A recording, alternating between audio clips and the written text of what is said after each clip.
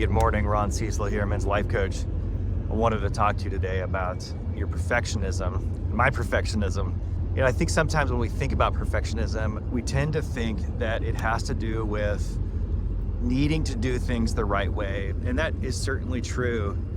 And I think it's worth noticing in your life when your need to be perfect or to do something perfect, whether it's in appearance or in procedure, overweighs your ability to be kind and to show up for others and for yourself, right? So if your need to be perfect makes you feel bad about yourself if you're not perfect, or makes other people feel bad about themselves because of your need to be perfect, it probably needs to be looked at. And it needs to be looked at because a connection within you that says, if I do everything right, then my life will be good. And you're finding that you're actually living within a container of a lot of self-hatred and a lot of judgment of others because they are not living up to your standard of perfection. Now, there's another kind of perfectionism that I wanted to discuss today that I think is very sneaky. Let's call this one covert perfectionism. Covert perfectionism often looks like someone who is an overthinker. That's my kind of perfectionism that has the most share of my brain, and one I think that a lot of people in this day and age have. And what that looks like is we don't start things or we don't finish things because our need to be perfect is so great that we can't actually finish something. What's more, we tend to judge people in very critical ways for them doing what we wish we were doing. So we see other successful people, we see people who are thriving in their field or their hobby, and instead of going, oh, I see them doing that, and that means that if one person can do it, then another person can, that would be a generative way to look at it, right? That would be a positive, optimistic way to look at a situation or a person who's thriving. Instead, we look at that and we go, I see everything that's wrong in what they're doing. I see how they could be doing it better.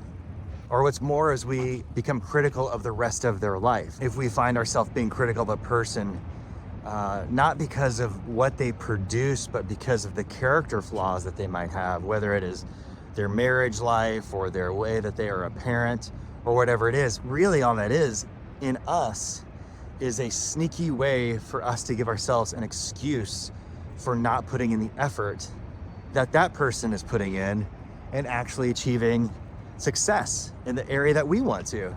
We do this from our armchairs with politicians all the time. We don't like what they're doing, so we criticize their personal life. We do this with business leaders in the tech world or in the finance world where we don't like what's happening. So it's just easier to criticize what the person's doing in their personal life. I'll give you an example from my own life. I grew up in the church. I wanted to be a pastor from a very young age. I went to school to go do that. And along the way, I started to recognize the difficult path that was going to require from me, the difficult work that was going to require from me. And I also simultaneously started to see a series of pastors who had difficulties with their own life. They didn't have support and they made mistakes. Now, I'm stating that in a different way than I used to state it. When I was young, I would say these men are having moral failures. They're not ethical enough. They're not moral enough. They don't love God enough. These guys are essentially pieces of shit. It took me a long time to realize I was using that judgment and that voice of criticism within me to stay small, because it was easier to judge those men than it was for me to face my own deficiencies, for me to look at myself critically and with grace, and to give myself the tools and the access to tools and people that could help me in my path. I think a clear example of the Bible that we see in this is when Jesus talks about judging others, and when we look at the speck in our neighbor's eye while ignoring the stick or the log in our own eye, what we're doing is we're saying, hey, I would rather look at your problems than look at my problem. So think about that in your life with your own relationship with perfectionism, the need to be perfect, the need for things to be in the right place, the need for order, It's good to have order. It's good to do things the right way. But notice where your desire for perfection supersedes action in your life. If your need for things to be perfect exceeds your ability to actually get things done, then you are very certainly suffering from covert perfectionism. And all that is a defense mechanism from some part of you that is afraid of being seen, that is afraid of taking risks, and more importantly, that is afraid of failing. So there's a couple of things I want you to do if this has been a struggle for you. Begin to notice in yourself when you've actually done this. Do so with a lot of grace.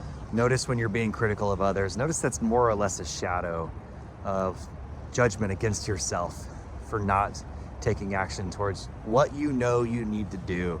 Notice when that comes up. That's all you need to start to do. Once you notice that it's coming up, then begin to take small steps. You'll get a lot more done if you work on something 15 minutes a day, most days, than if you think about stuff for weeks at a time and then try to get it all done at once. You'll feel a lot better about yourself if you're more consistent about this kind of thing. If you need help with this, there's two things I would do. Number one is I have got a quiz down below called the Nice Guy Quiz. And this talks about perfectionism and 20 other things that men do that stop them from becoming who they are made to be in their fullest, realest, most successful selves in work and in relationships. So go take that quiz. The second thing I would do, if you're at a point in your life where you are ready to take some action and don't know where to start, click the link below. You can book a $60 coaching session with me. We're gonna spend an hour for your next right step on how to get your life back on track, whether it's your career or your marriage or anything else.